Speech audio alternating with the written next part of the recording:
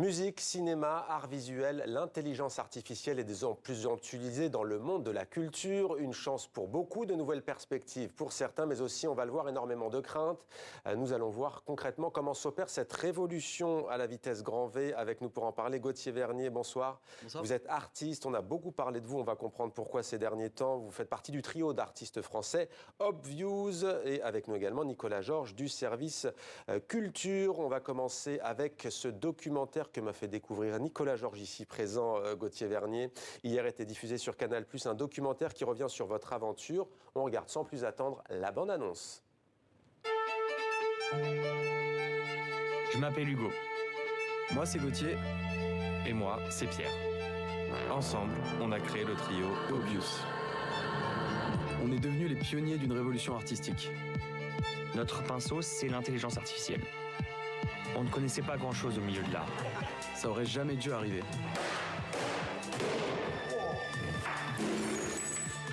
Mais d'une certaine manière, Notre travail a marqué l'histoire.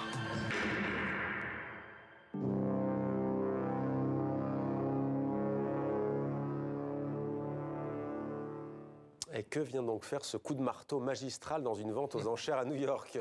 en fait, ça arrive à la fin du trailer, mais c'est le début de l'histoire. En fait, au bout de 6 mois, on avait commencé à créer des œuvres d'art avec l'intelligence artificielle et on a été contacté par Christie's, donc une grande maison d'enchères, pour mettre aux enchères l'une de nos œuvres, donc qui s'appelle Edmond Bellamy. Et il se trouve que voilà, cette œuvre finalement a été vendue pour 432 500 $, ce qui a fait pas mal de bruit dans le monde de l'art et dans le monde de la tech. Pas mal de sous aussi. Aussi, ouais, mais au final, c'est des sous que nous on a décidé d'utiliser pour continuer à faire de l'art et c'est ce qui nous a permis, ce qui nous permet aujourd'hui d'être là et de continuer de créer. Donc c'est le début d'une belle aventure, ce coup de marteau.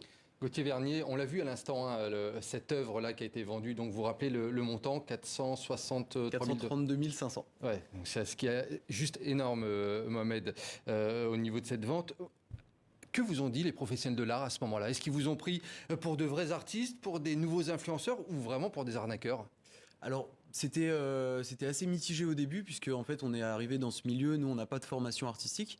On vient plus du milieu de la tech que de celui de l'art. Donc forcément, c'était un peu dur de nous considérer comme des artistes. Et même nous, on avait du mal à se considérer comme des artistes à ce moment-là. On avait ce syndrome de l'imposteur.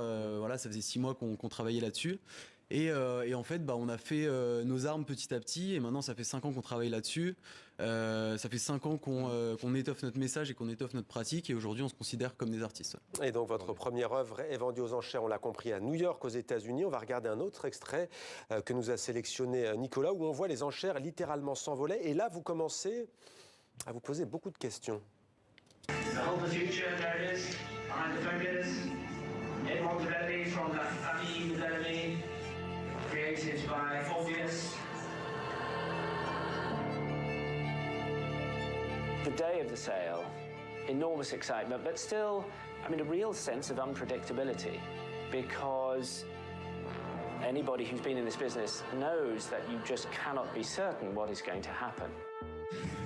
And lots of interest here. We start bidding off at $8,000, $8,000, $8,500, $9,000, $9,500, $10,000, and going on $11,000, $12,000, $13,000 bids, $14,000, $15,000 at $15,000. Ça part et du coup, ça commence à monter. Donc là, on souffle, on se dit, OK, c'est bon, il y a des gens que ça intéresse, on est bien. 19,000, 20,000, thank you, sir. And the bidding went up and up and up, and it sort of reached a plateau. I think it was around 30,000. And at that point, we would have been delighted. It sold, Obvious would have been happy, everybody goes home, it's a success. At 32,35, thank you. On se dit que le succès est déjà là et qu'après, au-dessus d'un certain palier, tout ce qu'il y a, c'est des emmerdes, quoi, tu vois. 40,000. Et après, ça monte, ça s'arrête pas. Et là, on commence à flipper un peu. On se rend compte que on a créé un truc qui nous dépasse. Un truc qui nous dépasse, qu'est-ce qu'on ne peut plus maîtriser? En fait, on s'attend à un résultat quand on va comme ça aux enchères. Et ce résultat, il a complètement dépassé ce qu'on attendait. Et en fait, à partir d'un certain seuil, on commence à se dire que le reste, c'est des problèmes. Donc évidemment, on voulait parler de ce sujet, on voulait parler de la capacité de création de ces algorithmes et la capacité de personnes à devenir des artistes avec ces algorithmes. C'est ce qu'on a fait, mais le message a eu beaucoup plus d'impact que ce qu'on espère. 6 mois pour faire cette œuvre. Hein. Mais Gauthier Vernier, pourquoi Environ. vous dites des problèmes, vous le répétez souvent dans ce documentaire, j'ai pas réussi à comprendre pourquoi vous pensiez que ce succès soudain était un problème. En fait, on se retrouve dans le feu des projecteurs, on se dit que c'est pas forcément à nous d'être à cette place-là, parce que ça fait 6 mois qu'on crée des... Et que vous des prenez œuvres la comme ça. place de vrais artistes, c'est ça que vous vous êtes dit à Alors ce nous, moment-là on estime être des vrais artistes, et au final, il y a personne à ce moment-là qui fait ce qu'on fait. Mais un vrai Mais artiste, c'est juste pour une qu'on vente aux enchères, il lui faut pas 6 mois. Non, c'est vrai. Il faut... beaucoup Oui, de en temps. fait, on a un peu fait les choses à l'envers, et c'est aussi c'est dû au fait qu'on était complètement candide. En fait, nous, on assimilait le monde de l'art à ce monde des enchères, et du coup, ce qu'on avait vraiment en tête, c'est de faire une œuvre d'art avec de l'IA et de la vente aux enchères. Et on va passer à la musique, mais juste un mot, parce que vous le dites à un moment donné, on a tout entendu, hein, notamment sur les réseaux sociaux, vous allez tuer le monde de l'art et tout ça. Vous dites, mais justement, on l'a fait aussi pour interroger les choses. Exactement, ouais, c'est le but. Je pense que la technologie, dans tous les cas, elle avance. On s'en rend compte aujourd'hui. On voit que il y a des algorithmes qui apparaissent. C'est pas vous ni moi qui allons arrêter cette technologie ou arrêter le progrès. Et la question, c'est comment, en tant que société, on va s'adapter à cette technologie. Et du coup, l'art, c'est un bon moyen d'amener les gens à comprendre ce qu'est la technologie et du coup à poser les questions avant qu'il soit trop tard et avant que on subisse le progrès. Et après les arts, la musique, Nicolas aussi est concerné. Ouais, et c'est important ce que disait Gauthier, parce que vous allez le voir dans le milieu de la musique, ça pose beaucoup de questions. Il y a de plus en plus de créations basées sur l'intelligence artificielle. Je vous ai sélectionné 3 chansons pour tous les deux et vous allez me dire, selon vous, on va écouter 10 secondes à chaque fois, si ce sont de vrais artistes ou intelligence artificielle. En régie, allez, on lance le premier avec Kanye West à l'honneur. Behind the fingers, Edmond Development from La Famille Development, created by Obvious. Pour ceux qui n'auraient pas visionné ma présentation, je suis une intelligence artificielle et je travaille en binôme avec mon concepteur. Voilà, ce n'est pas une intelligence artificielle, voilà. c'est pas Kanye West. Alors, on va nous dire, est-ce qu'on peut écouter ou pas Kanye West, mais on ne sait pas vraiment si c'est lui, Kanye West ou pas. Bon, on a un petit souci. Bon, Visionner Nicolas, ma présentation, je suis une intelligence artificielle et je travaille en binôme. C'est pas ça non plus. Bon, écoutez, je brise le suspense en fait. Allez, Je voulais vous West. faire écouter en fait 3 morceaux où on aurait vraiment dit que c'était les voix de Kanye West, Angèle et de Jay-Z. Je voudrais quand même qu'on écoute le morceau de Jay-Z dans un petit instant. Pourquoi ? Parce que en fait, ces morceaux étaient uniquement faits à base d'intelligence artificielle et l'un des auteurs de ce morceau est en ligne avec nous. Il s'agit de Vincile, qui est membre du duo Alta, ex-membre du groupe C2C et Hocus Pocus. Bonsoir Vincile, est-ce que vous nous entendez bien depuis Nantes? Vous êtes en concert ce soir. Avant d'aller vers vous, Vincile, je voulais juste effectivement qu'on écoute donc ce morceau, cet extrait de Vincile qui a remis au goût du jour la voix de Jay-Z. Vous allez voir, c'est tout simplement hallucinant. Si on peut écouter une quinzaine de secondes. Eh ben, quand ça veut pas, ça veut pas. Décidément, ce soir, on ne veut pas. Bon, voilà. On va travailler avec l'intelligence artificielle. Tell the young they can never become what they aspire to. Born in a cell with no one who can inspire you. Your highs are never as high as those that lie to you. Pretending that they live in the sky, lying behind your roof. Shooting hoes. Quand c'est comme ça, on a vraiment l'impression d'entendre Jay-Z. Vincile, comment vous avez réussi à recréer comme ça la voix de Jay-Z dans ce morceau? Moi, ça m'hallucine d'avoir l'impression de l'entendre. Comment vous avez fait techniquement? Disons que la voix de Jay-Z a été recréée sur une base de données d'acapella de Jay-Z. Et à partir du moment où cette voix a été synthétisée, on a pu utiliser, nous, une voix à nous qu'on avait enregistrée d'un morceau qu'on n'avait pas utilisé avec Alta, pour transformer la voix de Mr. J. Medeiros en celle de Jay-Z. Voilà, c'était assez simple comme processus, mais on a fait ça autour de 2020-2019, donc la technologie n'était pas super précise à ce moment-là. Il a fallu pas mal retravailler le mix pour que ça sonne de cette manière. Est-ce que vous avez eu des nouvelles de Jay-Z? Comment a-t-il réagi? Alors, pas directement, c'est son ingé son, son ingénieur du son qui a réagi via un post Instagram où il a pris notre morceau en gros comme point de départ à une discussion autour des IA sur le danger que ça représentait, etc., qui a suscité énormément de réactions. Et on s'est retrouvé dans tous les plus gros magazines de rap américains. Donc, en effet, à partir de là, je pense que Jay-Z l'a écouté. Il n'y a pas eu de retour parce que tout simplement, nous, on ne l'a pas monétisé, ce morceau. On l'a fait comme une expérience. On a essayé de questionner, encore une fois, ces technologies au travers de ce morceau-là. Alors juste, je m'adresse à nos chers camarades de la régie. Est-ce qu'on peut mettre le son en plateau lorsque notre invité à Nantes parle? Parce que vous ne l'entendez pas. Vous me le confirmez dans l'oreillette, Nico. Là, la parole est à vous. Vincile, vous l'avez souligné il y a un instant. Ce morceau, c'est une prouesse technologique. Mais derrière, il y a un message que vous vouliez faire passer. C'est la limite, justement, de cette intelligence artificielle dans votre milieu de la musique. Vous voulez dénoncer une chose au passage. Ouais, je sais pas si on veut dénoncer, mais en tout cas, c'est utiliser ces outils, les pousser à l'extrême. Je pense que c'est notre rôle d'artiste de les utiliser et pas forcément d'être là pour légiférer, de dire attention, il y a danger. Nous, notre rôle d'artiste, c'est de les exploiter, d'en faire quelque chose de poétique, de chercher du sensible avec ce qui est une technologie froide à la base, et ensuite, en effet, de poser les bonnes questions pour voir un petit peu comment on va pouvoir légiférer autour de tout ça pour les questions de droit, etc. Parce que ces bases de données, elles existent quelque part, elles ont été utilisées à la base, donc il faut bien que les auteurs soient rétribués quelque part. La littérature dans un instant avec vous, Nicolas. Peut-être une réaction? Vous connaissiez cette prouesse vocale de Jay-Z? Ouais, tout à fait. Je suis très impressionné et puis je rejoins tout à fait cette approche. Je pense que le but des artistes, c'est vraiment de prendre en main ces nouvelles technologies, de créer des choses intéressantes, d'amener les gens à s'intéresser à ça. C'est vrai dans la musique, c'est vrai dans vraiment tous les milieux créatifs. Il y a une révolution qui est en marche avec des nouveaux outils, des nouvelles personnes qui ont accès. Et du coup, c'est intéressant de traiter de ça. Moi, j'ai une question à Gauthier Vernier là-dessus, quand même. C'est la question juridique, la question des droits. Comment ça se passe? Est-ce que vous allez toucher des droits sur vos œuvres? Est-ce que Vincile, lui, va également toucher des droits sur cette musique? Comment ça se passe au niveau juridique? Alors nous, on essaie de faire très attention. Donc, en fait, les données qu'on utilise, soit on fait des partenariats avec les institutions qui les possèdent, soit on utilise des choses qui sont libres de droit.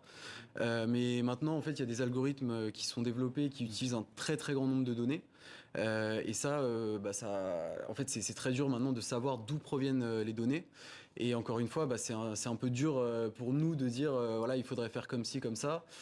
C'est un problème qui est en train d'être traité au niveau européen, avec des systèmes d'artistes qui peuvent dire, je veux pas qu'on utilise mes données. On peut bloquer, en gros, aujourd'hui. On peut bloquer l'utilisation de ces données, mais c'est pas le système qui est le mieux à mon avis, parce qu'en fait il faudrait plus un système où on décide de donner ces données et on décide qu'elles puissent être utilisées. Donc voilà, c'est des sujets qui sont en train d'être traités. Ouais, c'est en chantier, comme on dit. Exactement. Ça ne fait que commencer, Comme même si ça va très vite. Nicolas, vous avez mis la main sur un prototype qui pourrait bientôt se multiplier dans nos bibliothèques. On parle des œuvres d'art, on parle de la musique. Dans un instant, on fera un petit mot sur le cinéma, mais regardez ce livre. C'est le premier livre écrit par une intelligence artificielle. Moi, je trouve qu'on fait un bond là dans l'intelligence artificielle. Je vous lis juste 2 vers comme ça pris au hasard. L'aigle monarque des cieux, roi des hauteurs, dans son vol majestueux, il défie les lueurs, ses serres acérées, sa vision perçante, l'aigle, une légende, une créature imposante. C'est une machine qui a écrit ce livre. Moi, ça m'impressionne plus en littérature, de quoi qu'on pense, c'est pas mal aussi. Ça s'appelle Intrusion, et donc c'est écrit par Kosgeli. Moi, je trouve ça hallucinant. Ça veut dire que peut-être demain, dans nos bibliothèques, il va y avoir de plus en plus de livres de ce type. J'avais justement une question à Vincile à propos de ces créations de textes. Vincile, on a vu que c'était bon pour la voix, mais est-ce que demain, on pourrait voir arriver dans les chansons, dans la musique, des intelligences artificielles qui créent les paroles de vos chansons, justement, comme ce livre? Bon, honnêtement, moi, on ne l'a pas encore testé, mais je sais que c'est déjà utilisé par beaucoup d'auteurs et de créateurs littéraires ou autres, peut-être pas pour avoir des produits finaux, mais peut-être plus dans le processus créatif, dans le brainstorming, etc. Donc oui, ça va arriver et ça existe probablement déjà sans qu'on le sache, quoi. Et une intelligence artificielle peut-elle être considérée comme un auteur à part entière? C'est aussi une des questions qu'on se pose. Bah non, dans le sens où toute la création qui sort de l'intelligence artificielle, elle repose sur une base de données humaine. Donc c'est là où finalement que les droits d'auteur doivent remonter. Mais tout le problème est l'identification, quoi. Mais Vassil, justement, aujourd'hui, il y a un humain derrière ces intelligences artificielles. Est-ce qu'on peut imaginer dans quelques années que les robots prennent le pouvoir entièrement et prennent le pouvoir sur l'humain dans cette création? Vous l'imaginez ça dans 10, 20, 30 ans ou pas? Moi, je pense qu'on y est déjà, en fait, hein. Sans être sans être dans une science-fiction dramatique, mais je pense qu'on est un petit peu tous esclaves d'une manière ou d'une autre de nos machines, en tout cas une bonne partie de la population, et moi le premier, hein, quand je regarde mon temps d'écran sur mon téléphone, voilà, c'est donc tout ça, en effet, on y est déjà. Après, on n'est pas dans cette science-fiction d'un monde apocalyptique encore, mais voilà, je pense qu'on va vivre avec, tout simplement. Et Gauthier Vernier, mais j'avais aussi un peu la même question. Il y aura, selon vous, toujours un humain derrière ces créations, ou ça peut aller beaucoup, beaucoup plus loin? Et demain, les machines pourraient créer elles-mêmes. Alors trois humains, vous. Hein, ouais, voilà. Trois humains, oui. C'est un trio. Un trio. On considère ça vraiment comme un outil, parce que dans le sens où, en fait, si deux personnes différentes vont décider de créer avec de l'intelligence artificielle, elles vont arriver à des résultats qui sont différents. Et ça, je pense que ça va être vrai pendant beaucoup d'années. Donc, pour nous, c'est vraiment un outil. C'est pas quelque chose qui a une conscience ou quelque chose qui peut réfléchir par lui-même, qui a une volonté. Et du coup, je pense qu'il faut vraiment distinguer la science-fiction de ce qu'il est possible de faire aujourd'hui, et pas tout mélanger, quoi. Peut-être juste un petit mot de cinéma ou pas, Nicolas. On peut vous revoir peut-être par exemple ressusciter Edith Piaf. Ça va être intéressant aussi de surveiller ce qui se passe du côté du cinéma. Bientôt, je voulais juste vous donner cette information. Edith Piaf va être ressuscitée bientôt au cinéma et ses ayants droit valident l'idée de, de ce film à venir. Et puis, je voulais juste vous dire quand même, et ça va être intéressant de surveiller, c'est qu'aux États-Unis, vous savez, la grève d'Hollywood qu'il y a eu, dans l'accord qui a été signé et qui est en train d'être signé, pardon, entre les différentes parties, il y a justement un garde-fou en matière d'intelligence artificielle qui devrait protéger justement les scénaristes et les acteurs. Et ça, c'est très intéressant à surveiller ce qui se passe du côté des États-Unis pour la protection juridique. Oui, c'est à surveiller en effet. Gauthier Vernier, merci beaucoup d'avoir été avec nous. Je le rappelle, artiste du trio français Obviews. Bonne continuation. Merci également à vous, Vincile, membre du duo Alta, d'avoir été avec nous et sur une idée originale, ce grand angle de Nicolas Georges. Merci beaucoup, Nicolas, d'avoir été avec nous tout au long de ce grand angle.